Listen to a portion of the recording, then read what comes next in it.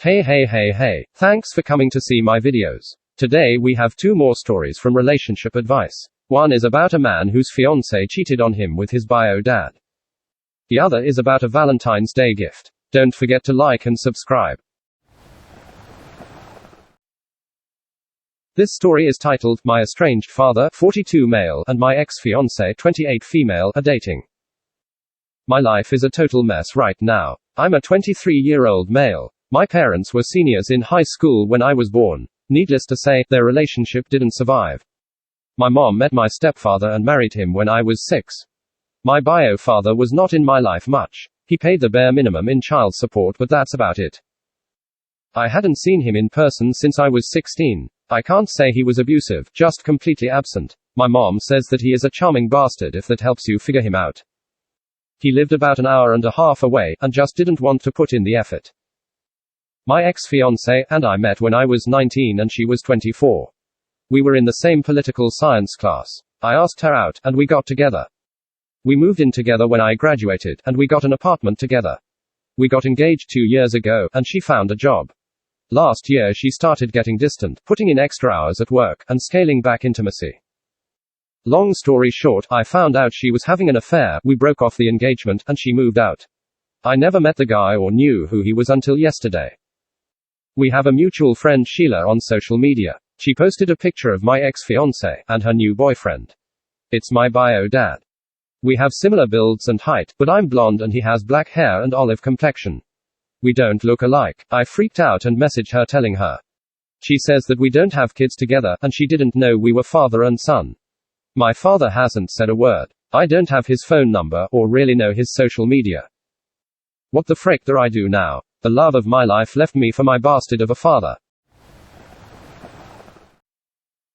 Comment 1. She's not the love of your life. You will fall in love again. Just go no contact with the two horrible people and live your life. Bad things happen to good people sometimes, just focus on work and hobbies.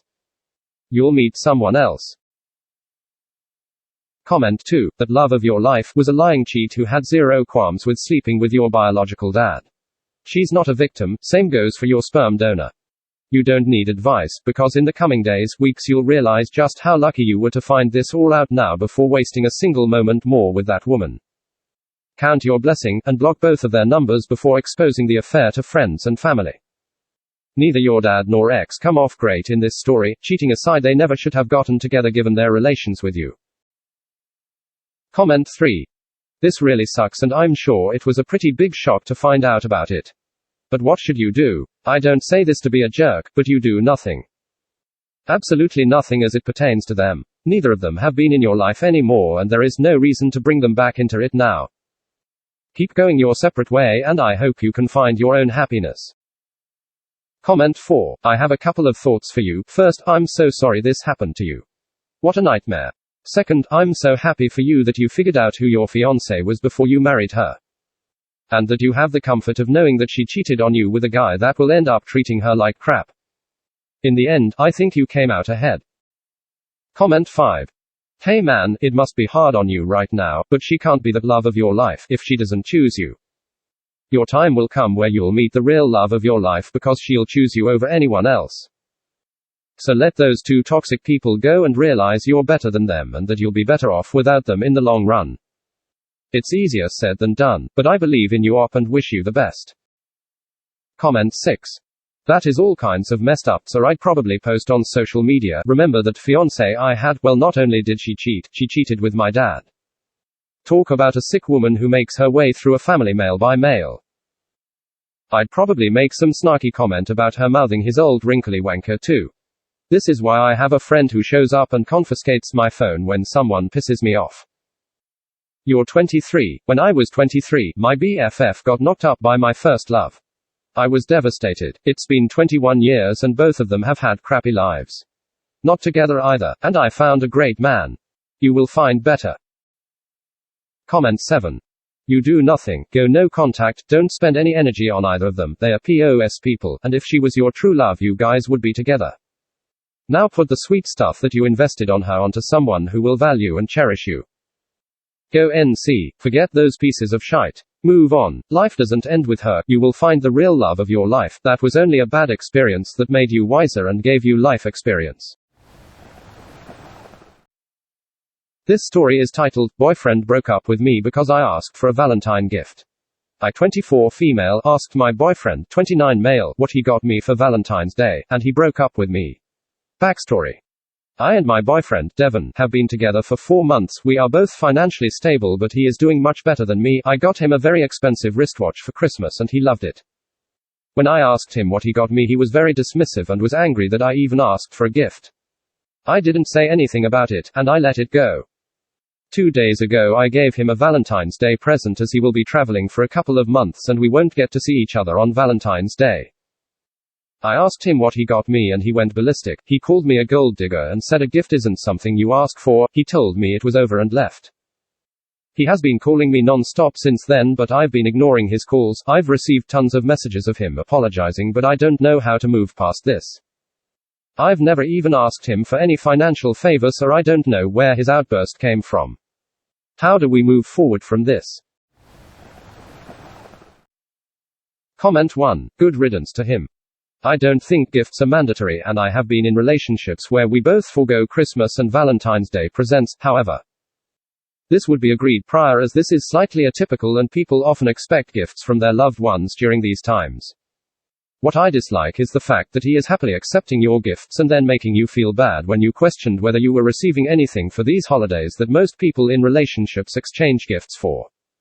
I understand that you do not give in order to receive, however, it is just his attitude about it that is ugly, and he demeans you when he knows he is coming up short. If he truly felt you were not at the point of purchasing each other gifts, or he knew he had no intention of getting you something, then he should have told you prior, or he should not have accepted your gifts. His behavior seems controlling and manipulative, and I would take them as red flags of what could be to come in the future. I would say you've had a lucky escape and maybe ask for the expensive watch back. Comment 2. Yeah, no. You lose this guy and don't choose to move forward. He called you a gold digger, but he's the one that got a very expensive watch and kept it. That's kind of ironic, or projection. If he wasn't into gift giving, that would be fine. If he got embarrassed or apologized and told you that it was too early to do gifts or that he wasn't into that, that would be okay. But a decent person, one with empathy and respect for others, would have told you these things immediately and either handed you back a watch or got something for you, so that you were both equal. They'd care about the time and effort and money you put into something for them, not get angry that all you really asked for was equal treatment from someone who is applying for the role of partner in your life. It's been 4 months, there's nothing to salvage. He called you names, showed you he has serious anger problems, doesn't treat you equally and communicate, and that's also some serious projection right there that he got an expensive wristwatch and you got nothing. Except verbal insults and how dare yous. Do not let anyone tell it's because he's sensitive about money either.